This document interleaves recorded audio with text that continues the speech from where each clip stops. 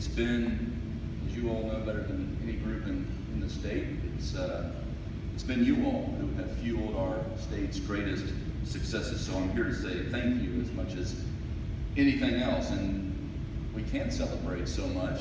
Now we find ourselves in this pole position in the race against our neighboring states. I'm reminded about that every time I'm around my cohorts around the country. We are leaders in so many of the key categories, and we're starting to really create some separation between us and the competition.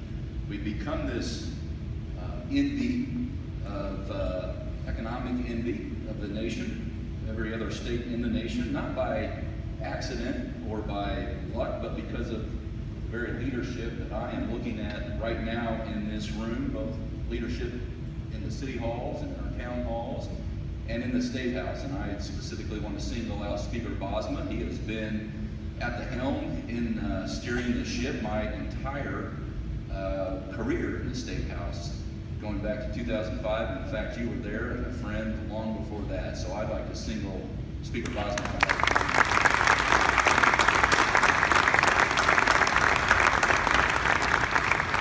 It's because of this collective leadership scattered all over the state of Indiana that we together have created this climate where businesses can not just do business, but can actually thrive and expand in your individual communities and thereby hire more Hoosiers. When you stop and think about, Mayor Winneke mentioned, and Matt mentioned telling our story, think about Indiana's story over the last decade plus. We have our state boasts a AAA credit rating with almost $2 billion in reserves. We're a top state in terms of cost of doing business and cost of living. We boast low taxes and reasonable regulations. We're home to a number of airports that are key to our commerce. In fact, we're home to the #1 ranked airport in North America 5 years running here, International Airport right here in the Mayor's Fair City. We're tripling the national average in high-tech job growth at a time when every business and industry has to have that tech component to the way they're doing business if they seek to grow well into the future. We've had record-setting back-to-back years in tourism. When you think about places like Nashville and the Dunes and Madison and French Lick, and I could go around to every single table in the room that's contributed towards those two records. Fort Wayne, I saw Mayor Henry earlier. Fort Wayne, is Fort Wayne in the house somewhere specifically? Mayor, I mean, think about it. Fort Wayne was just named the best city in America to raise a family. That's what I'm talking about.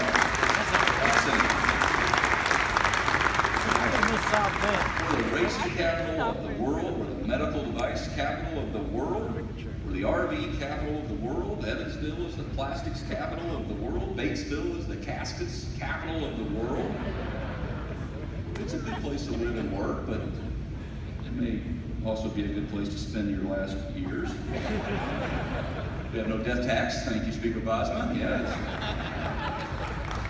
We are literally the #1 manufacturing state per capita in the country, and it's because of that collective leadership that's come together. And on top of all of that, we have, as you all know better than anyone, we have the best colleges and universities and located in one state than anyone else can claim in our country, and that allows you just to recruit and groom your workforces right there in your backyard. And one that I'm most especially proud of, as you may have seen over the last few weeks, Indiana state government was just ranked #1 in terms of effectiveness and efficiency, #1 in the country for state government service. That is quite impressive. That just means that our state agencies, your state agencies, are there to help, not to simply put up more hurdles that you will have to clear. I want you to know, and I hope you already do, that everyone in every state agency in this administration knows that we are looking forward to your continued partnership. And we know that in order to take Indiana to the next level, all the low-hanging fruit has been plucked. And so we're left with with the most difficult challenges before us. The challenge is to make sure that we're continuing to strengthen and diversify our economy. The challenge of continuing to make sure that we bridge that skills gap, that we have a workforce that's ready for the true 21st century jobs. And then in fact, we do build out our infrastructure with a truly sustainable infrastructure program. Because we know, I just want you to realize, we know that we cannot do it alone. No one in the State House can do this alone. And who wants a lonely victory anyway? So I hope that you've picked up on our next level agenda and what it calls for: expanding our state's pre-K program, strengthening our workforce, building and bridging that skills gap, and developing a long-term sustainable infrastructure program. I don't know if Joe McGinnis is in the house. If he is, we realized how important it was to hire someone to lead NDOT that truly understand what every city and town and municipality was facing. I'm so happy to have Joe McGinnis on staff, leading the way. And I would be remiss if I didn't just underscore what Mayor Winneke alluded to, and that is collectively how we have to attack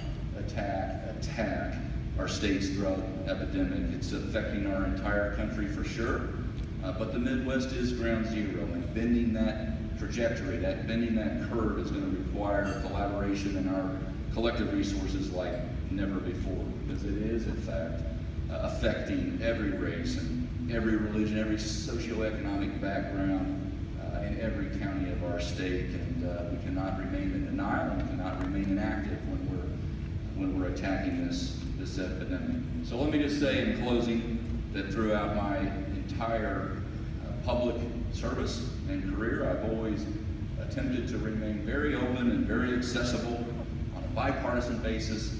If I have an idea and you have a better one, please see mine and raise my idea. I believe in having lots of seats around the table. The table ought to be crowded. We ought to make room for new folks to step up with new perspectives, and I'll continue to operate that way each and every day, which means, again, that I will be relying on you, every one of you in this room, to partner with us and us with you as we all move the state of Indiana forward. So, thanks for helping us get this far over the last 200 years and for having me join you tonight.